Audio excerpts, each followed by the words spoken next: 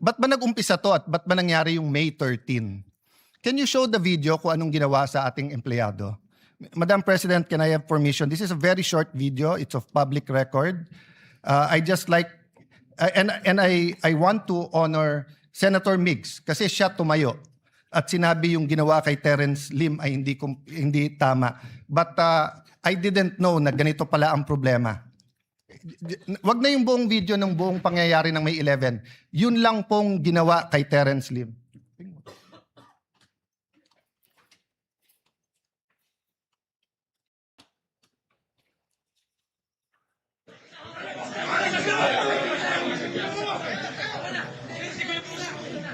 Oh, before that, baksak na siya dyan eh. Before that. Yung palabas pa lang.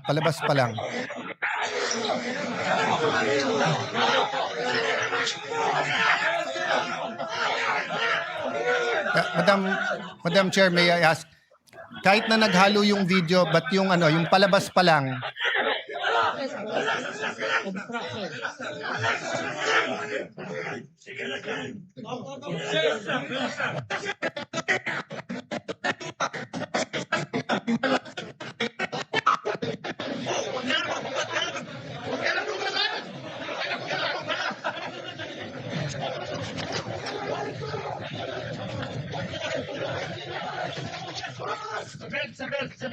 Okay, can you I will say what it is, but can you show the video yung from the start, yung nanggagaling sa loob? Okay, so what happened is that we ordered arrested because they're held in contempt yung mga NBI agents who nakipaghabulan kay Senator Bato.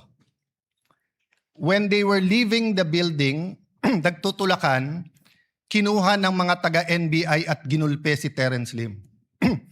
Just to clarify so that everyone knows, Terence Lim is Senate Security. Is Senate OSA, our OSA. employee. Yes. At yung isang taga-OSA naman ay hinarangan at tinabayhan ng isang taga-NBI. Nung gulpi at dapa na siya, lalo pang ginulpe, ayaw siyang palapitan sa medical. At nung siya'y binuhat, dinadala siya at pinosasan at dadalin siya sa sasakyan ng NBI para dalhin sa NBI. Okay? That's inside our premises. Have I heard anyone say that the dignity of the Senate is at stake here because the NBI ay nanggulpe sa loob ng ating premises, ayaw sumunod sa order ng Senate President at tinatakot pa ang ibang OSAA at isasakay sa kotse at dadalhin sa NBI. Isa lang po sa minority ang narinig ko po. Si Mig Subiri, former Senate President. Did you ever hear me say anything about that? No.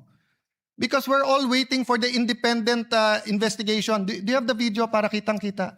Okay. Guys, kanina ko pa sinasabi, excuse me, Madam President. We have the video. Can you show the whole video? Kahit yung Yes. Yung palabas pa lang, kahit na sabihin yung hindi kitang-kita siya doon. Mula sa simula, please, yung video. Yung palabas pa lang sila Terence doon sa harap. Who's in charge of the video? Yes, may we request While they're preparing it, Madam the Chair, technical to show the video this is from the what start. will set the tone of why our OSAA was on high alert on Tuesday and Wednesday. And that is why they were wearing vests, and that is why they had to have weapons. Because the NBI was treating the Senate like a palengke. Oh, ayan, is that it?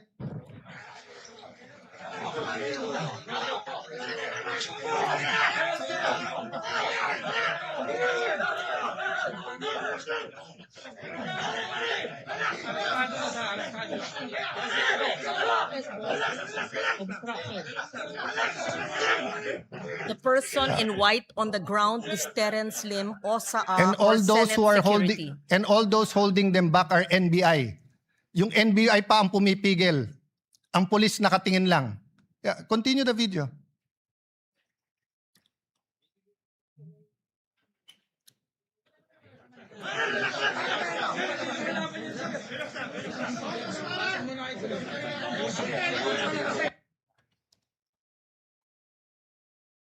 No, show the whole video, yung hanggang binitbit sa kotse. O kaya yung CCTV. Hindi pa nakita nung maraming senador to. Madam Chair, that's one reason na hindi ko sinisisi yung iba sa minority. Kasi ako mismo, hindi ko nakita yung buong, yung buong video. That's why I have communicated to everyone, including to the NBI. Mag-inhibit sila, tapusin natin ng buong buo yung investigasyon para makita natin kahit yung yung CCTV muna. But the point is, Madam Chair, paglabas pa lang dinukot siya, ginulpe, ayaw palapitan sa medical. Isipin niyo po sa loob ng sarili nating remember, Madam President, this is not a department.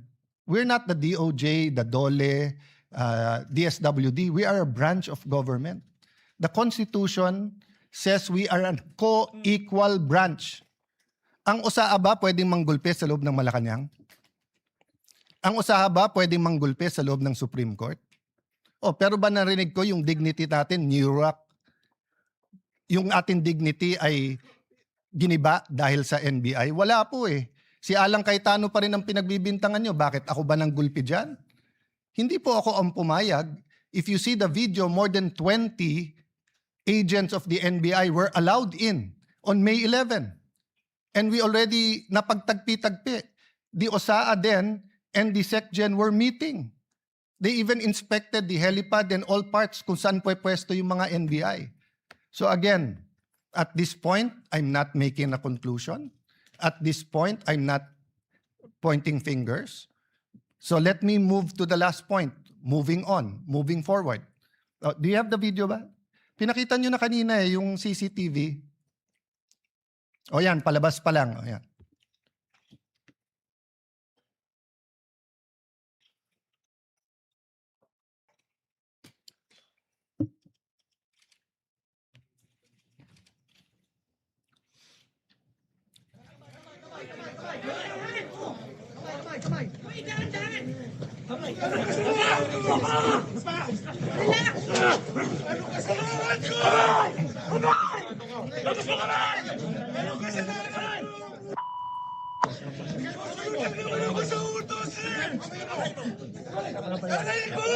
Ilabas mo kamay mo!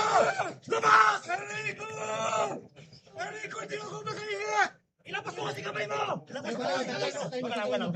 Binubugbog si Terence Lim na OSAA Senate employee. Binubugbog ng NBI sa loob ng Senate premises. At nung binugbog na, ayaw pandalin sa medical. Ayan, nakatayo na. Oh. Footage ng GMA yan. May footage din na. Dinadala sa kotse ng NBI. Pwede ba yung USAA na kunin ang taga-PSG at isakay ng sasakyan ng Senate at kunin sa Malacanang? Pwede ba yung USAA pumasok ng Supreme Court at kunin yung isang security ng Supreme Court at isakay?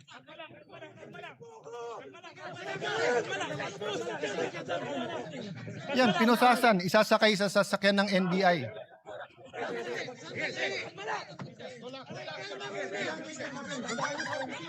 And tingnan nyo sa kaliwa, yung mga taga-NBI, pinipigilan yung ibang USAA na tulungan si Terence.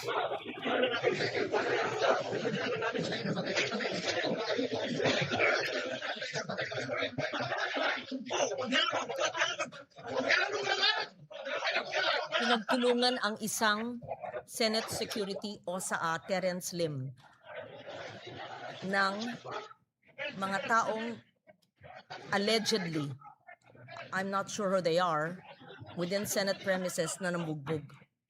Yung punot dulo nito ay hindi tayo sigurado kung ano ang kanilang gustong gawin.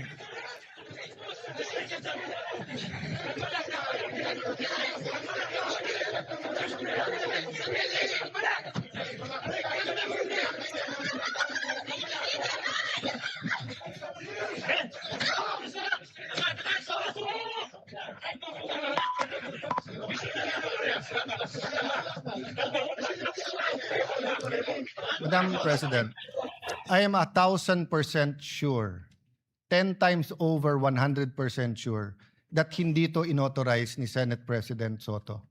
In fact, when this happened, ako na ang Senate President. So I'm also 1,000% sure na hindi ko to inauthorize. And if you look at our rules and the Constitution, we have jurisdiction over our premises. So, dun sa nagsasabing hindi inatake ang Senado, sige, nagpipigil na nga ako, hindi na nga ako nagsasalita eh. Pero nakita nyo nangyari yan. So ano yung context ng CONAS? I don't take it against Senator Soto, Senator Lacson, Senator Bam Aquino, Senator Kiko. They were not senators from 2022 to 2025.